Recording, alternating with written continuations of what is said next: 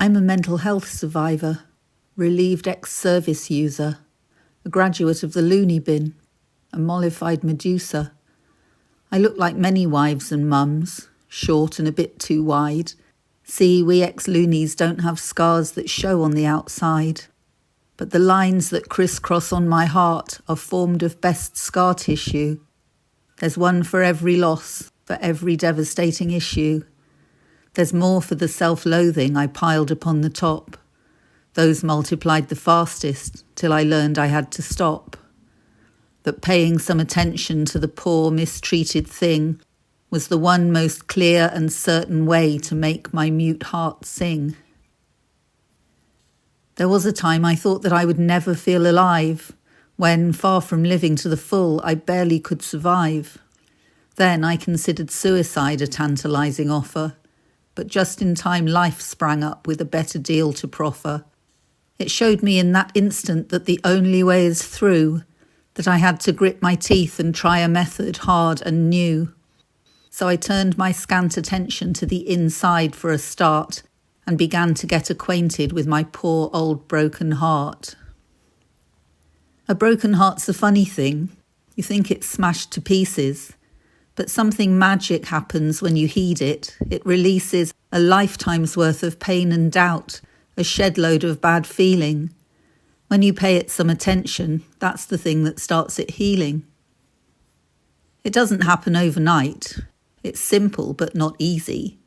You don't just press a button and start feeling bright and breezy, but eventually you notice for the briefest millisecond that you feel a lighter feeling than you ever really reckoned you might feel, and then you doubt yourself, but then another day you find that feeling's there again and doesn't go away so soon this time, and while you might still mostly fret and mope, there's a bright new stranger on the block, a stranger name of hope. Hope is a thing that lifts you, lets you see a better view. Hope whispers tiny promises of gifts that wait for you. It doesn't tell you what they are exactly, but it teases, with a glimpse of sparkle here and there, a fluttering that pleases. You sense something is changing, and that can seem quite scary. But hope takes you by the hand and leads you, tentative and wary, towards the future. It's okay, just go at your own pace, and ask for help along the way from allies of good grace. You'll see that these will find you if you're brave enough to ask. Friends old and new are in the wings, prepared for just this task. Some may appear in dreams and then remain as just a feeling, a presence you can't quite recall that helps you with your healing. If you can just surrender when there's nothing much to lose, you might well find a whole new box of sculpting tools to use. Then you can start with trembling hands to forge a newer version of the you really want to be, an ex-unhappy person. And all the time be mindful of the tracks across your heart, which may smart now and then as you pursue your brave new start. For the miracle that happens as you toil with such fine graces, your heart will grow the strongest in the most scarred, broken places. And now there comes the secret that not many people know, that those of us who've suffered most are most equipped to grow.